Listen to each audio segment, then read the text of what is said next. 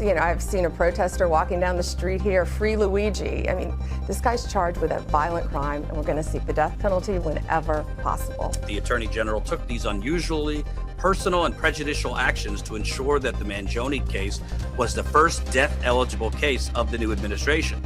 Typically, the Department of Justice, they take about a year, sometimes more, to make a decision on seeking the death penalty against anyone. She did this in 4 months. You can help build the only independent news outlet, always on the ground with the people, for as low as 16 cents a day. Corporate media, they've been lying to us for years, and you're going straight to the people. Flint, Michigan. Brooklyn, New York. Government sending one more you to the residents of Chicago. We need as many independent voices as possible, and that's why what you guys do is so important.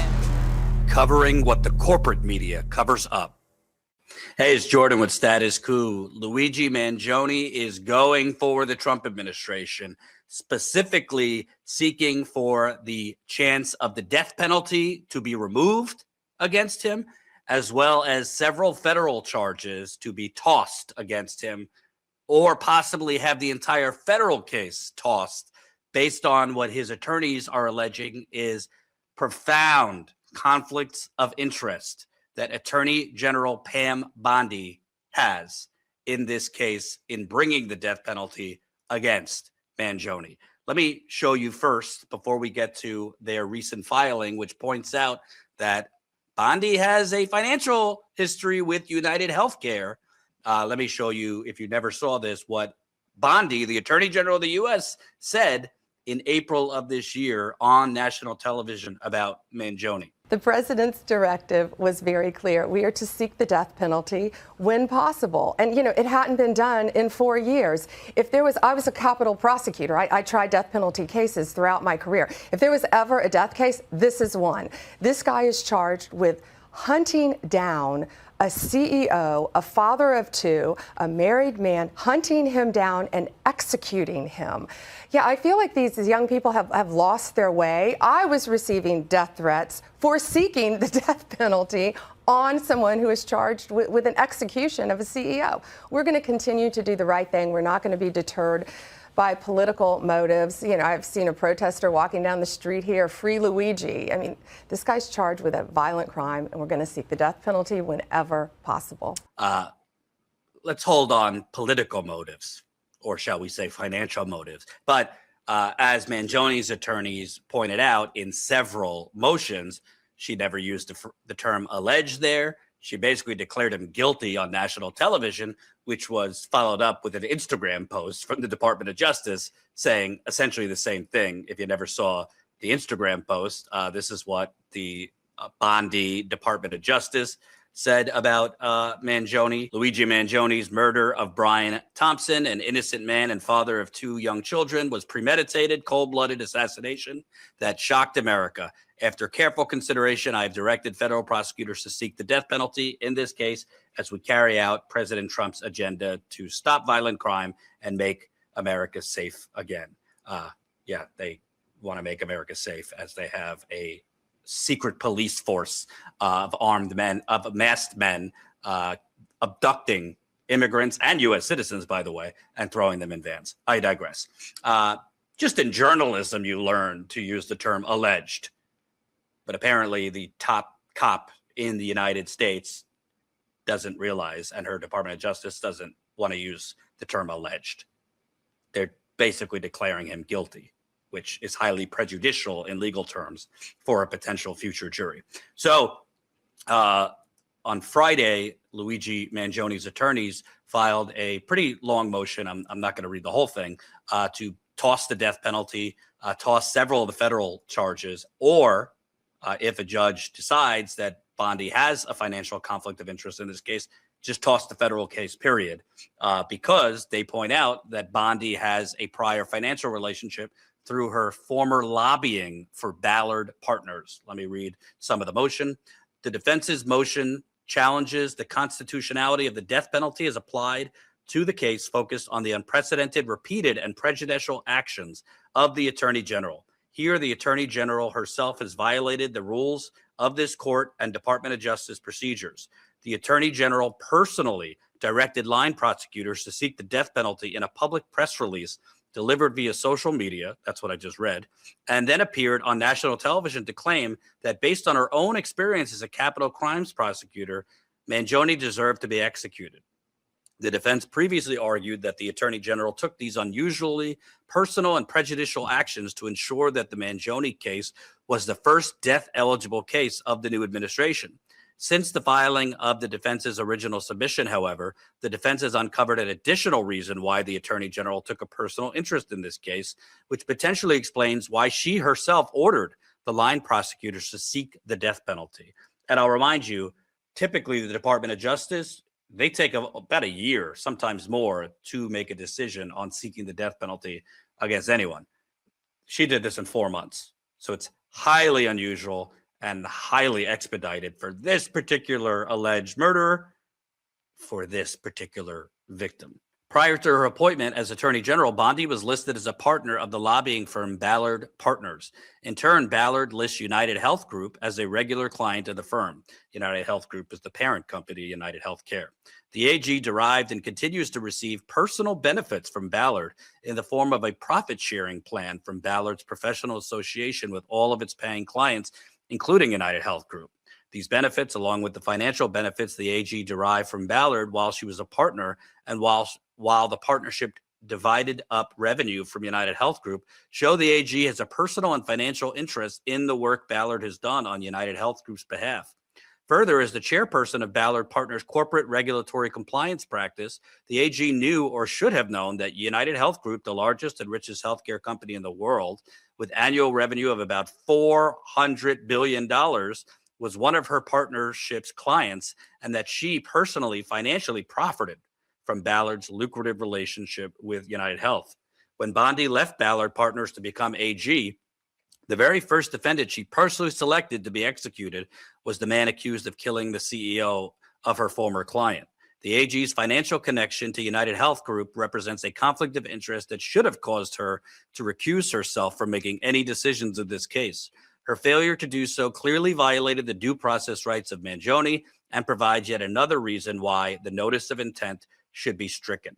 And that notice of intent is in reference to seeking the death penalty.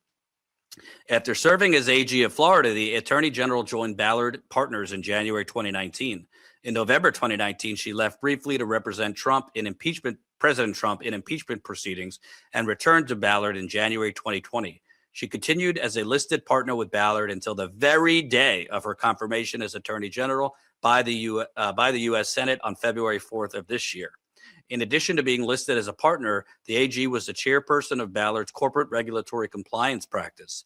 In a publicly filed financial disclosure report, the AG stated she will, quote, continue to participate in Ballard Partners' defined contribution plan, even after becoming AG of the U.S. Accordingly, the Attorney General currently has some of her personal wealth in a financial contribution plan administered by Ballard. UnitedHealth Group has been a client of Ballard for several years and remains a firm client. Indeed, Ballard's website includes UnitedHealth as a current client of the firm. It appears UnitedHealth was a client of Ballard from at least as early as 2023. In 2024, UnitedHealth paid Ballard at least $250,000 for lobbying. In 2025, the amount increased by 80% to about $450,000. These figures alone indicate that following the murder of the UnitedHealth CEO in December of 2024, UnitedHealth almost doubled its lobbying efforts by the very firm that had previously employed the Attorney General. Because the AG was continuing to work at Ballard as a listed partner during the years when Ballard was taking money from UnitedHealth, she would have derived personal revenue both directly as income and through Ballard's profit-sharing plan that originated with UnitedHealth Group. To that extent, she's personally and financially profited from Ballard's connection to UnitedHealth, and she continues to. Then they reference the ethics pledge she took upon becoming Attorney General. During the first several months of 2025, the AG's prior firm, Ballard, intensified its lobbying efforts on behalf of UnitedHealth with the U.S. government. During this same period, specifically on April 1st, the Attorney General took the remarkable and unprecedented step of personally and publicly ordering line prosecutors to seek the death penalty against the man Mangione of killing UnitedHealth CEO. Therefore, in addition to the reasons set forth in our original memorandum, the defense moves to strike the notice of intent, that would be the death penalty, and to dismiss the indictment because the Attorney General has violated the due process rights of Mangione by seeking the death penalty for Mangione in connection with his alleged actions against the CEO of one of her former clients. The AG's past and present financial interest in Ballard Partners, which continues to lobby the government on behalf of UnitedHealth and UnitedHealthcare, implicates Mr. Mangione's due process rights because the very person empowered to seek his death has a financial stake in the case she is prosecuting. Now, I mean, to be clear, I'm not a lawyer. I would say this is a bit of Hail Mary. I wouldn't expect a judge to toss the entire federal case against Mangione based on Bondi's profit sharing with Ballard Partners or whatever financial profits she is making continually from her profit sharing agreement or whatever pension or whatever she gets from them. But I think what this shows, it's another brick. Mangione's lawyers have been laying brick by brick by brick in the New York State case. I did a video on that Saturday, I believe. Check out that video where they pointed out that literally the New York prosecutor going after Mangione illegally recorded him in Altoona, Pennsylvania police department without his knowledge or consent. Check out that video. It's up on the channel a couple days ago. But they're adding brick by brick. So now in the federal case, they're still trying to remove similar evidence that they're trying to remove in the New York State case. They're trying to remove that in the federal case. So that would be the backpack and the evidence, alleged evidence taken from the backpack because they didn't have a search warrant. Any statements Mangione made before he was Mirandized, which took about 17 minutes. And now they're basically saying the Attorney General has a profound, quote, profound conflict of interest. And that's why she did a fast pass to prosecute the death penalty against him. To be clear, there have been mass shooters that have killed over 20 people that did not get terrorism charges or the death penalty in recent years. But Mangione, they're seeking the death penalty against him, again, in just 4 months after trying to get him on terrorism charges, which were tossed, which they should have been, for a targeted killing. I mean, there's targeted killings on the streets of New York and elsewhere all over this country every day. Sadly, you don't get the death penalty in most of those cases. Seems like the victim in this case and his class is causing a whole lot of selective prosecutions and double standards in the law. Also, we should point out, this is not the only thing that Pam Bondi has a, shall we say, conflict. Here is Senator Elizabeth Warren posted this on Instagram about Pam Bondi has a conflict when it comes to the potential merger or acquisition, I should say, of Warner Bros. By either Netflix or Paramount. Let me show you this. This is Attorney General Pam Bondi's ethics pledge. She was a lobbyist for Ballard, the same firm hired to lobby for both Paramount and Netflix. But Trump's Justice Department said Bondi will oversee the Warner Bros. Merger. It reeks of corruption. Bondi must recuse herself. Let that sink in. Not only did she highly, unusually, abnormally, and quickly seek the death penalty in the Mangione case, while she has a, for all we know, indefinite profit sharing agreement with Ballard, the mega lobbying firm for UnitedHealth Group, but she's also overseeing the potential acquisition of Warner Bros. With either Netflix or Paramount, which, by the way, neither should get Warner Bros. By which Ballard, the firm that she's still making money off of, is lobbying on behalf of both companies. Good for Ballard. They're double dipping there, huh? Getting money from both ends, Netflix and Paramount, so they win either way. I mean, what cases does she not have a conflict in? But this should not surprise us since this is the Trump administration.